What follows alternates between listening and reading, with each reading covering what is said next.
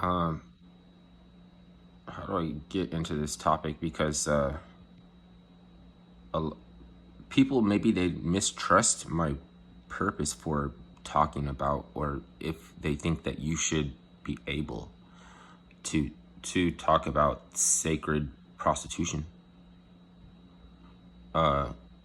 If you've never heard of that before, it's understandable. You know what I mean? I'm not trying to be edgy. We're all the result of prosti- of this the divine prostitute. Not like, I'm not saying that everybody's parents were not, you know, like maybe call girl or something that was not, the same thing. At least, Ghost Gang TV acknowledges this, because you want to be honest. Like, it takes a certain amount of negotiation with somebody in exchange for intimacy and passions and everything to do something for them. And so it's like, if you agree to that, she'll accept whatever payment you have, not matter if you only had 5 cents, and anybody come along after that and they couldn't offer $5 million, and she will not take it. Shake a stick at that, by the way. Like, do like look up sacred prostitution in Samaria. It was a women that practiced, and they still have cults and, like tribalistic, like, where they still try to practice. You know what I mean? But I'm sure it's under some controlled, because I'm sure, like, it's still like, if you're controlled by a man, you can't call yourself the divine prostitute. She strikes a balance of negotiation. So, like, she has an itinerary, and she lays down a few rules or a few laws or whatever, that she'll choose a man based on he enforces them. And then after the agenda is fulfilled, she can renegotiate another contract with somebody else. You know what I mean? Like, it's straightforward like that, because you always know your plan for the other person. So just because things don't, you know, it's like, we don't live in the same type of society. And I don't want to say one is better than the other, because I didn't. And there is one thing to say for, though, that in scripture, all of the references to virgin and the 12 iniquitous virgins and the 12 virgins of equity or whatever. Is that some dialect? 12 virgins of I don't know, some word that's probably not the greatest word. Okay, there's no in between. And by virgin, it's just a meaning going back to something before entrainment and indoctrination, before when you're your most natural self. That's the virgin. So it could be male or female, and obviously, I mean, there's male virgins, but it's referring to, and that there's no in between. So they said 50-50. There's, if you do the math in society, it's not going to be 50-50. It's going to be, she's a rare ass gem. Like, you would be lucky to find a real, like a it's like a woman who is in love with being a woman. And you just get to be like a fanboy. You just get to. So I mean, that's what you look for, anyways. That's all the rage. This is the pride of the neighborhood, right? And the opposite is is incite contentious petty bickering, and you either get all of one or all of the other, because you can't do the same thing both. You can't do both at the same time. Can't. So that's 50-50. You know what I mean? It's not going to be like out of 12, there's going to be 6. Out of 24, there's going to be 12. You can expect to be good and 12 that are bad. It's not going to be like that. Like, if you're looking at it like that, they're probably all bad for us. They're probably all bad for you.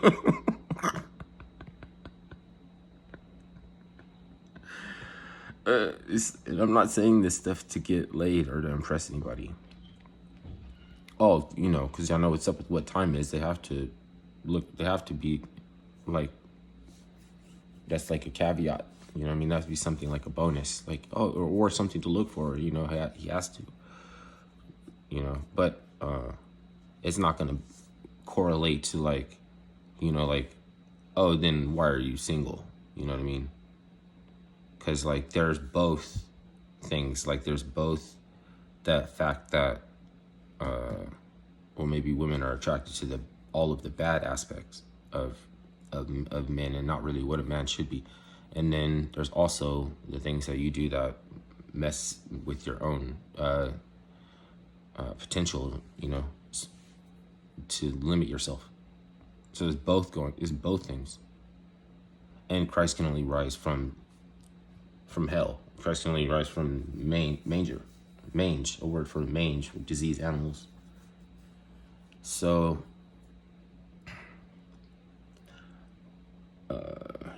people will summarize all this as something I said about Jesus or something like that. But if you don't know if I think Jesus is Papa Gere, or, you know what I mean, if Vanessa Del Rio is the patron saint, you know, like is Christ Santissimo de la Muerta, you know what I mean? You have to do your own research.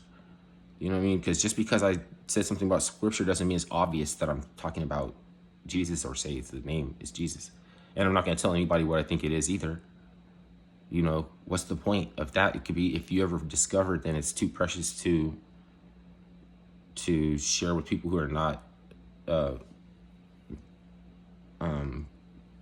contributing to the platform, you know, like that don't have a reason for the same having position as you do. Then it doesn't equate to anything, you know. Like what, it's not, some people are better off that they never got the scriptures, or that they never seen them. So, or is it going to have that effect on you because you don't know whether or not the name is like Yeshua, the Mashiach, or then, you know, like names of the Messiah that people have, like Yahweh's, and you know what I mean, like personally, Yahweh sounds tantric. It sounds like a level, you know, of tantra or something that could be misappropriated. And you can go at mine and say that, but it's not, I'm not ever going to go to empiricism when it comes to naming the Christ energy, or the Christ figure, or the Christ, energy figure. Then there's the Christ child, which is the reference to the Nazarene, or, you know, being raised in the manger, which is a reference to the literary reference to Jesus the Nazarene. If you want to be specific, let's just make it the differentiation, right? Is that it might be pointless when you grasp, or when you can process whether or not he actually ever lived. If you can grasp, then you understand what the Christos is. It's like it's like, if you want to make arguments, you have the one of those words I can't pronounce. You want to see the Christology in the teleology of your argument, which is apologetics. If someone doesn't know, they're going to think I'm calling you a sucker or saying you're a defeatist or something if your apologetics works. But it's all part of trying to turn around and take the orthodox approach to interpretation of the gospel, you know, then the Orthodox and the Catholic Church are at disagreement about whether or not you can just have an option to, include or keep or to get rid of something called the filioque from the interpretation. You know what I mean? Is it a choice? You know what I mean? Is it a cope to pertain to the subject as just a choice in the matter that anybody can keep it or you don't have to, or because it's the interpretation, you know what I mean? At some point in time, it was like necessary. Now you have to really go back to the Council of Nicene, and a lot of like people study this stuff for decades and decades and decades, and they're still confused about things that's in that book.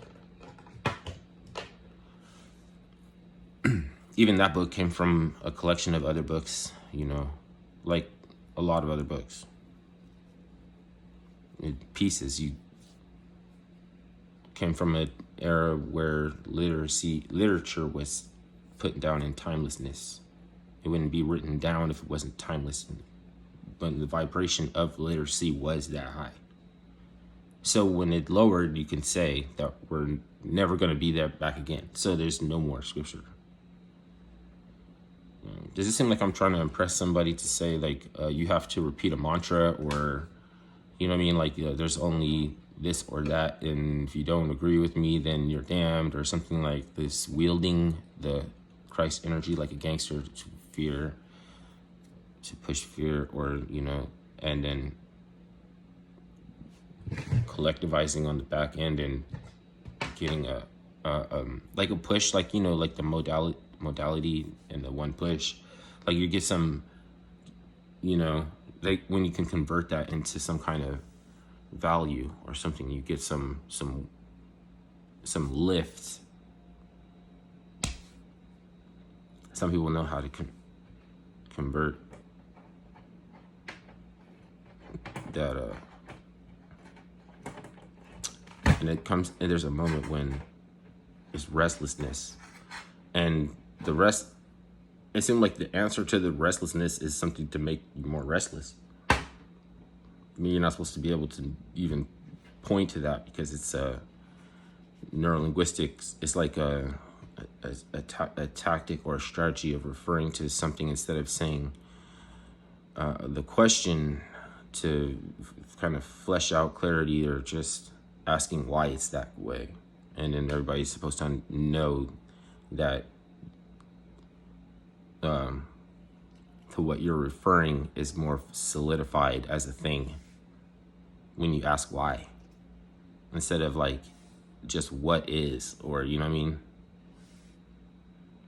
or is it the case, or do you get that, is it just me, or am I tripping, or is this true, it is for everyone, is this the case? And you're like, why is this the case?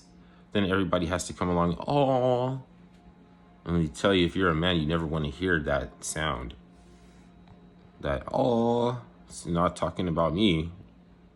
You know what I mean? Like, don't do that to me. You know what I mean? If it's a matter of pride, and it's not, like, just, I'm not gonna be drawn to that. Okay, if people do that, that's them. If they, oh, you know what I mean? If they do that to you, what are you gonna do? You know what I mean?